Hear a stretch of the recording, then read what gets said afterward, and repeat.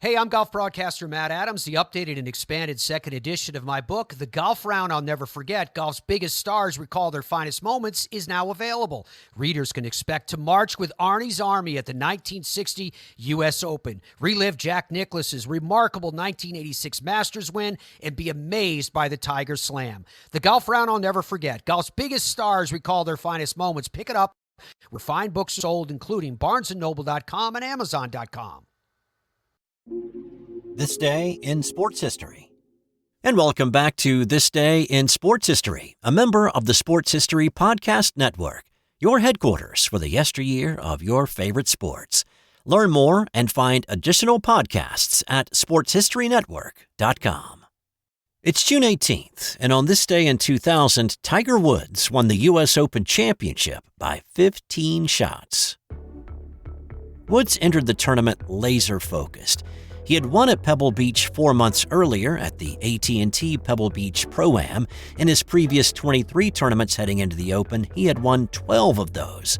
Paul Goydos played with Tiger in a Wednesday practice round and said Tiger was hitting shots that nobody else could dream of hitting, finding ways to stick a golf ball on the closely shaved, rock-hard greens that the U.S. Open is known for. On Thursday, he fired a 65, one-putting 12 greens, the elements that were bothering the other golfers and making it difficult to score, such as the wind coming off the ocean, a fog rolling in off the Monterey Peninsula, which halted play on day one, had no effect on Tiger. Well, I'm telling you what, this is absolutely brilliant, Johnny. Wow. Brilliant play there. The weather kicked up again on Friday after a delayed start. On the par 5 6th hole, Tiger famously hit the green in two, firing an iron from deep rough over a cypress tree to 15 feet, where he two-putted for birdie. He does place it with that lettering right where he wants to hit it in the break, doesn't he? Oh yeah, he's very precise about how he marks the ball. I think he does use the name on the ball to line it up. Unbelievable. Pretty good up and in there. How many times can you say it? How many different words can you use to describe it? Before darkness halted play, he and his playing partners played the par 3 12th.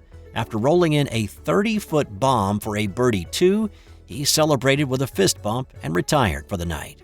His only mistake in the round was on 18 the following day at the conclusion of his round, hitting his tee shot in the water and making a bogey to finish with a 69, putting him 6 shots ahead of the field and setting a record at the halfway point of a U.S. Open.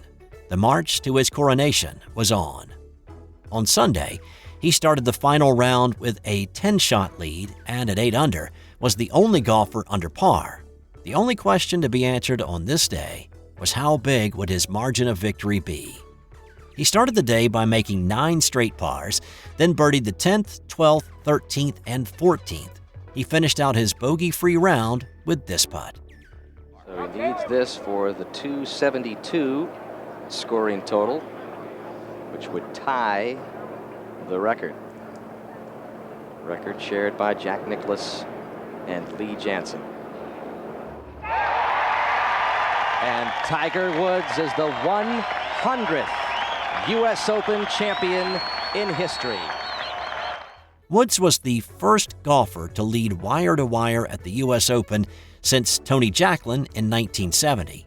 Tiger's 15-shot victory margin in one of golf's majors eclipsed a 138-year-old record and still stands today. In 1941, one of the titans of boxing faced a monumental challenge to his heavyweight title, though it wasn't supposed to be that way. Joe Louis had taken on the world in all comers and had defeated them all. He took the heavyweight title in 1937, and in the previous 17 title defenses had not had any issues until this night in 41.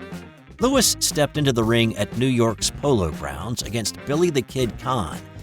Louis was decidedly bigger at 200 pounds to Khan's 174. Khan was a good challenger, and there were some who thought he stood a chance, maybe the best challenger to Louis since Max Schmeling. Khan had recently moved up a weight class from light heavyweight. He was the underdog, but at 11-5, it wasn't a long shot. After the first few rounds, Khan was dancing and dodging, taking opportunities, but trying to stay out of reach and not countering. After landing a barrage of punches in the 8th, Khan pulled Lewis into a clinch and screamed, "You got a fight on your hands, Joe!" Lewis battled back with body blows, using the adage, "Kill the body and the head will follow." In the 12th, Khan began chasing Lewis around the ring, and he had the Brown Bomber on his heels. Sensing a chance to knock out the great Joe Louis, Khan changed up his strategy in the 13th, deciding to go toe-to-toe with Lewis and trade punches. He soon regretted that decision.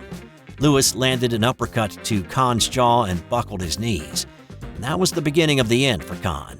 Like a shark smelling blood in the water, Lewis connected on a series of punches to put Khan on the mat. Khan managed to regain his feet at 10, but the referee signaled the end at 2:58 in the 13th. If Lewis had not knocked out Khan, and it had gone to a decision, the majority of folks believed the result would have been in Khan's favor. On this day in 1977, it was one of those moments that you don't see very often in sports. There's the idea that as a manager or a coach, you just don't show up one of your players. If you've got a problem with them, you take them aside, have a talk, pull them in if you need to, but do it discreetly. Well, that did not happen in this case. In the 6th inning in a game with the Boston Red Sox at Fenway Park, New York Yankees manager Billy Martin pulled Reggie Jackson out of the outfield and replaced him in the lineup. It stemmed from the lack of perceived effort by Reggie on a ball hit by Jim Rice. He had lined a ball that, by all accounts, should have just been a single, but Jackson jogged instead of ran, and the ball got to the fence, and Rice turned a single into a double. First, Martin went to the mound and replaced his pitcher. When Martin got back to the dugout, he told Paul Blair to grab his glove and go to right field, and then send Reggie in.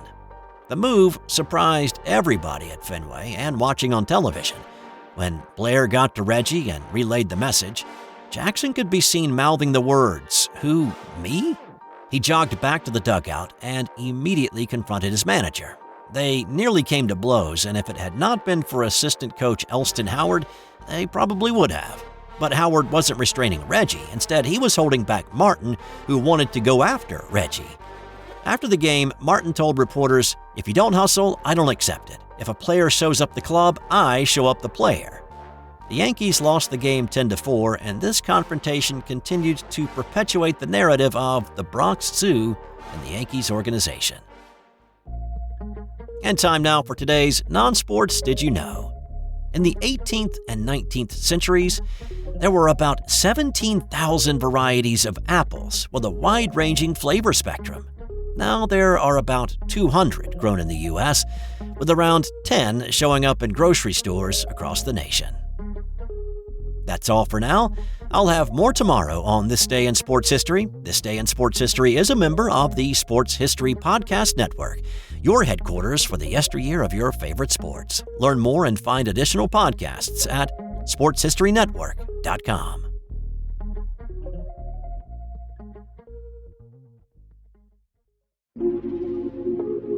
This has been an original Thrive Suite production. Hey there, sports history fan. This is Arnie Chapman, a.k.a. the Football History Dude, and I hope that you enjoyed this recent episode presented by the Sports History Network and were able to learn some good old-fashioned sports history knowledge nuggets.